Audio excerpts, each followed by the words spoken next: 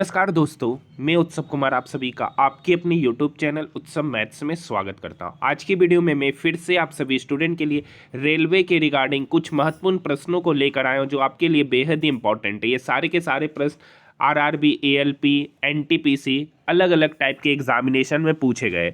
मैं यहाँ पर डायरेक्टली क्वेश्चन को नहीं बता सकता हूँ, सिर्फ उस टाइप के क्वेश्चन को बताऊँगा जो आपके एग्जामिनेशन में आने वाले हैं। ठीक है, तो सबसे पहला क्वेश्चन जो कि आपके स्क्रीन के ऊपर नजर आ रहा है, भूतल पर चट्टान के पाद बिंदु से 300 मीटर की दूरी पर स्थित एक बिंदु से चट्टान के शीर्ष का उन्नयन कोण 60 डिग्री है, तो उस चट्टान की ऊंचाई ज्ञात कीजिए। देखिए, पूरी तरीके से एनालिसिस बैन है, तो मैं ये कह भी नहीं सकता हूं कि ये क्वेश्चन आपके एग्जामिनेशन में आया होगा। ठीक है, तो आप यहाँ से बातों को समझ सकते हैं कि मैं कहना क्या चाहता हूँ। इतना समझ लीजिए, अगर आप इस टाइप के प्रश्नों को अच्छे से देख कर चले जाते हैं तो क्वेश्चन रिपीट होगा, तो आपके एग्जामिनेशन में ये सब टाइप के क्वेश्चन पूछे जा सकते हैं। भूतल पर चट्टान के पाद बिंदु से, ठीक है, भूतल पर चट्टान के पाद बिंदु से 300 मीटर की दूरी पर स्थित एक बिंदु से चट्टान के शीर्ष का उन्नयन कोण 60 डिग्री है। ठीक है, तो उस चट्टान की ऊंचाई मतलब ये h पूछ रहा है। अब आपको पता है ये tan 60 डिग्री है, तो tan 60 डिग्री के सामने √3 यूनिट बनता है, और यहाँ पे 30 डिग्री होता है, तो 30 डिग्री के सामने 1 यूनिट, तो 1 यूनिट का वैल्यू 300 मीटर है, तो √3 यूनिट का वैल्यू हो रहा है, पूछ रहा है, तो √3 यूनिट का वैल्यू हो जाएगा 300 √3 metre, option number 2। Next question very very important प्रश्न है। इस टाइप के प्रश्नों का या तो एक काम कीजिए, x + 1/y बराबर है 1 के, y + 1/z बराबर है 1 के, तो z + 1/x भी बराबर होता है 1 के। ये सॉल्यूशन आप डायरेक्टली याद रखिए। ये एसएससी सीजीएल एसएससी का कोई भी एग्जामिनेशन हो, अगर वो मल्टीपल डेट में चलता है तो उसमें ये प्रश्न डायरेक्टली रिपीट होते हैं। सिर्फ एक ही शिफ्टों में नहीं, मल्टीपल शिफ्टों में ये क्वेश्चन रिपीट होता है सेम डाटा के साथ। तो कैसे होगा, देखिए, अगर हम यहाँ पर x का वैल्यू 1/2 लेते हैं और y का वैल्यू 2 लेते हैं, तो 1/2 + 1/2 आपका 1 हो जाएगा ये इक्वेशन। यहाँ पर y का वैल्यू 2 हो गया है, तो z का वैल्यू अगर हम -1 लेते हैं तो यहाँ पर इक्वेशन रखेंगे तो 2 - 1 बराबर हो जाएगा 1। तो z + 1/x पूछ रहा है, z का वैल्यू -1 हो गया, प्लस 1/x का वैल्यू 1/2, तो ये 1/2 2 ऊपर चला जाएगा, तो -1 + 2 -1 + 2 आपका 1 हो जाएगा, ऑप्शन नंबर फर्स्ट। ऐसे आप डायरेक्टली इस डाटा को ध्यान में रख सकते हैं। नेक्स्ट क्वेश्चन, 48, 36, 72 और 24 का महत्तम समावर्तक इनके लघुत्तम समावर्तक में कितनी बार शामिल हो सकता है। तो 48, 36, 72 और 24 का अगर हम एचसीएफ बात करेंगे तो एचसीएफ होगा इसका 12।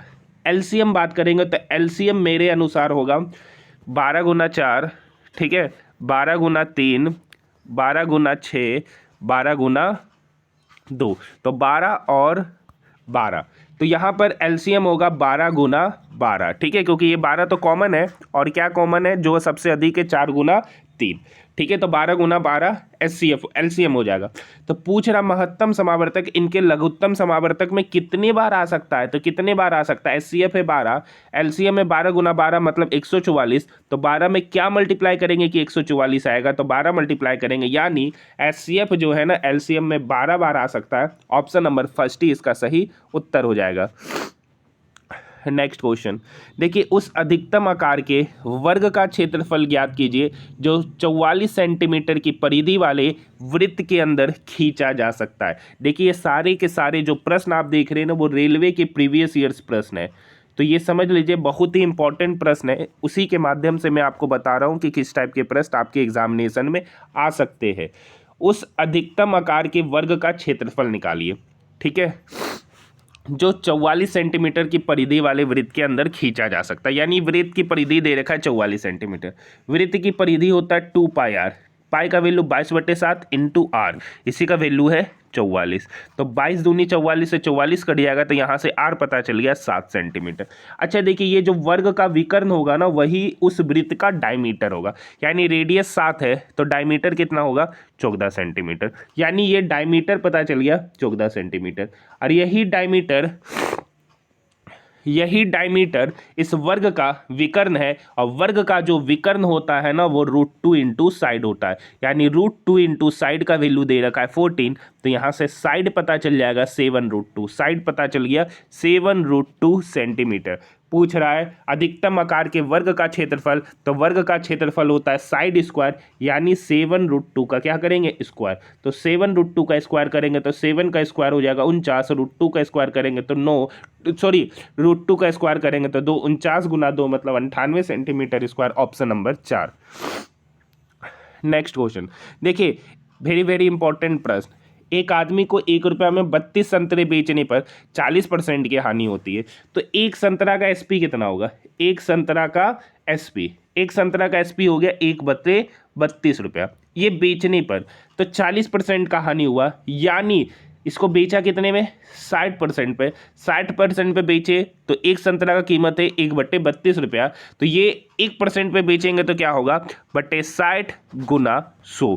अब इस पर बोल रहा है 20% का लाभ कमाना है, तो 20% का लाभ कमाने के लिए उसको बेचना कितना पड़ेगा 120% पे, डबल जीरो से डबल जीरो कटेगा, ये 60 120 को काटेगा 2 बार में, 2/132, 2/32 मतलब 1/16, मतलब 1 रुपया में के को 16, 1 रुपया में के को संतरा बेचना है, 16 संतरा बेचना है, तब उसको 20% का लाभ होगा, तब इस क्वेश्चन के लिए सही उत्तर ऑप्शन नंबर 3 हो जाएगा। यहां तक बात समझ में आया। Next question, very very important प्रश्न, a plus B plus C का वैल्यू 0 है तो a square plus B square plus C square बटे a स्क्वायर माइनस बी सी।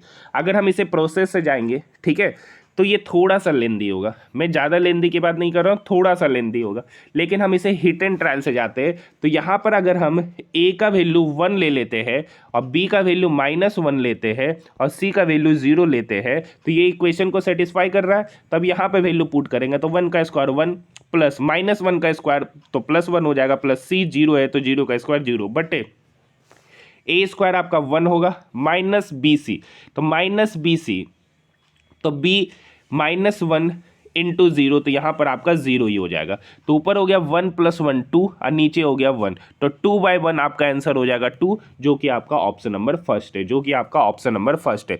दूसरा तरीका क्या है कि यहाँ से a बराबर होगा minus of b plus c, तो दोनों तरफ स्क्वायर करके इक्वेट करके यहाँ पर वैल्यू को पुट करके इसका भी सॉल्यूशन निकालिएगा तो ऑप्शन नंबर फर्स्ट ही निकल कर आ जाएगा। नेक्स्ट क्वेश्चन इंपॉर्टेंट प्रश्न है, ये चोर पुलिस वाला भी इसी टाइप के प्रश्न आपके एग्जामिनेशन में पूछे जाते हैं, बस यहाँ पर चोर पुलिस की जगह दिल्ली से देहरादून के लिए, देखिए दिल्ली से देहरादून के लिए 2 गाड़ी खुलती है, एक 10 बजे खुलती है और एक 10:30 बजे निकलती है। इन दोनों रेलगाड़ी की चाल क्रमशः 60 किलोमीटर पर आवर है या 75 किलोमीटर पर आवर है। देखिए एक 10 बजे खुला 60 किलोमीटर पर आवर की स्पीड से, तो 10:30 बजे तक कितना डिस्टेंस कवर किया होगा, तो देखिए पहला वाला गाड़ी 1 घंटा में 60 किलोमीटर जा रहा है, तो आधा घंटा में वो कितना किलोमीटर का डिस्टेंस कवर किया होगा 30 किलोमीटर, तो यानी जो 60 किलोमीटर की स्पीड से जा रहा है वो यहाँ पहुँच गया, यहाँ से वहाँ जाने में जो समय लग रहा है वही इसको यहाँ से यहाँ जाने में समय लग रहा है, मतलब यहाँ पर वो 10:30 बजे शुरू किया और पहलका गाड़ी 10:30 बजे यहाँ पर था, तो यहाँ से वो वहाँ पर पहुँचा। तो देखिए जहाँ पर पहुँच रहा है वहाँ टाइम क्या है कांस्टेंट, टाइम क्या है कांस्टेंट, तो यहाँ पर उनके स्पीड का रेशियो क्या है, तो 60 और 75 का रेशियो लेंगे तो 15 चौक 60, 15 पछे 75। अब देखिए टाइम कांस्टेंट है तो डिस्टेंस भी क्या हो जाएगा स्पीड के समान होगा, तो यानी डिस्टेंस और स्पीड में डायरेक्टली प्रोपोर्शनल होगा, तो डिस्टेंस का भी रेशियो हो गया 4:5। अब यहाँ पर समझिए, देखिए पहला वाला दूसरा वाला ट्रेन जो है ना ये दिल्ली है, ये क्या है दिल्ली से देहरादून 5 यूनिट कवर कर रहा है और पहला वाला यहाँ से यहाँ 4 यूनिट कवर कर रहा है, तो ये कितना ज़्यादा कवर कर रहा है 1 यूनिट, और 1 यूनिट का ही वैल्यू यहाँ दे रखा है 30 किलोमीटर, 1 यूनिट का ही वैल्यू दे रखा है 30 किलोमीटर। पूछ रहा है दिल्ली से कितने किलोमीटर की दूरी पर ये दोनों रेलगाड़ी मिलेगा, तो दिल्ली से 5 यूनिट की दूरी पर ये रेलगाड़ी मिलेगा और 1 यूनिट का वैल्यू 30 किलोमीटर है, तो 5 यूनिट का वैल्यू हो जाएगा 5 गुना 30 किलोमीटर, डेट मीन्स 150 किलोमीटर, इसका उत्तर हो जाएगा ऑप्शन नंबर फर्स्ट। नेक्स्ट प्रश्नों की ओर बढ़ रहे हैं, देखिए कितने % वार्षिक चक्रवृद्धि ब्याज की दर पर एक धनराशि 2 वर्ष में स्वयं के 9/4 हो जाती है। मतलब अमाउंट 9/4 हो जा रहा है। अमाउंट क्या हो जा रहा है? 9/4 पी हो जा रहा है। ठीक है, तो यहाँ पर अमाउंट बराबर आपको फॉर्मूला पता है कि 9/4 पी ये बराबर होता है P इंटू 1 + R/100 पे पावर 2।